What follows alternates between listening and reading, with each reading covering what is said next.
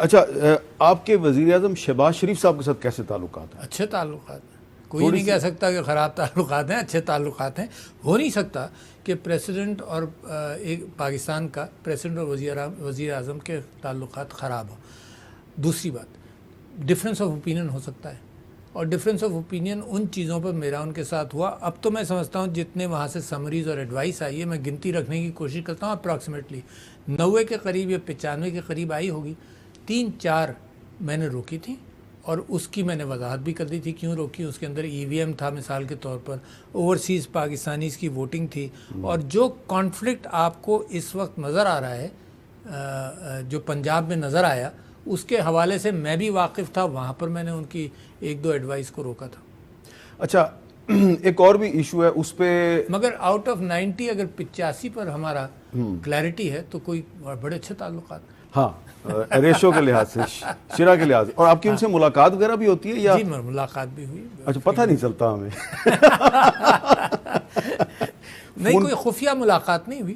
میں سمجھتا ہوں کہ جب وہ اوتھ ٹیکنگ پر مختلف وزراء کے آئے تو تب ان سے ملاقات ہوئی، اور اس کے علاوہ بھی وہ تشریف لائے تھے جب پی ایم الیکٹ ہوئے تھے، تو انہوں نے ایک کرٹسی کال بھی جب کی تھی۔ پریزیڈنٹ صاحب یہ ایک ہر چیز کا ایک منفی پہلو ہوتا ہے، ایک اس کا مثبت پہلو بھی ہوتا ہے۔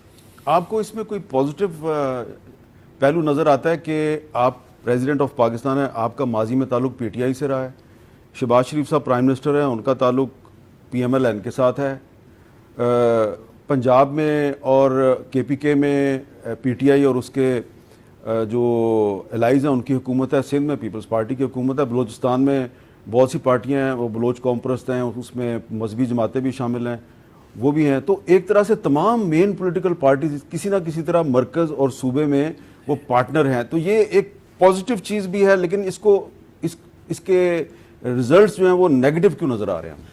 میرے خیال سے دیکھیے، اسمبلی میں سبھی جماعتیں ہوتی ہیں مثال کے طور پر، اور آپ یہ کہیں کہ اس فورم میں سبھی لوگ ہیں، تو اسی طرح سے ملک کے اندر مختلف ووٹروں نے مختلف رائے کے اعتبار سے کیا، اور اسی وجہ سے میں یہ سمجھتا ہوں کہ جمہوریت کے اندر اس بات کا امکان رہتا ہے کہ کانفلکٹ آئے، مگر ایز لانگ ایز وہ آئین کے دائرۂ کار میں رہے تو جمہوریت کو نقصان اتنا نہیں ہوتا۔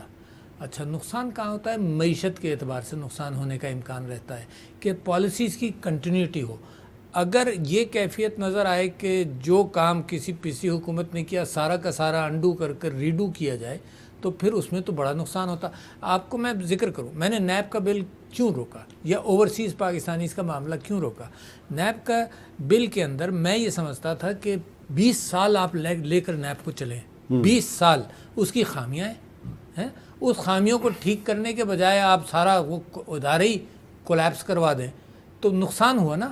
یعنی ہم کوئی خدا نہ خواستہ بیوقوف قوم تو نہیں ہے کہ 20 سال ہمارے اوپر کوئی تجربہ ہو اور اس تجربے کو امپروو کرنے کے بجائے آپ کہیں جی اس کو پھاڑ کر پھینکو، اب نئی بساط کھولو۔ تو اس وجہ سے میں نے نیب کے بل کے اوپر میں نے آبجیکشنز کیے تھے کہ this is not the right way learning, یعنی پولیٹیسائزیشن آف نیب کو روکنا چاہیے۔ جو شارپ ایکشنز ہیں جس سے تکلیف ہوتی ہے، یعنی ہیومن رائٹس کو انکروچ کیا گیا کہ اٹھا کر بند کر دیا، پوچھا نہیں جا رہا، ان چیزوں کو روکنا چاہیے، مگر جو ڈائریکشن ہے اس کا وہ رہنا چاہیے تھا۔ تو اس وجہ سے آئی ڈس ایگریڈ ود دیٹ۔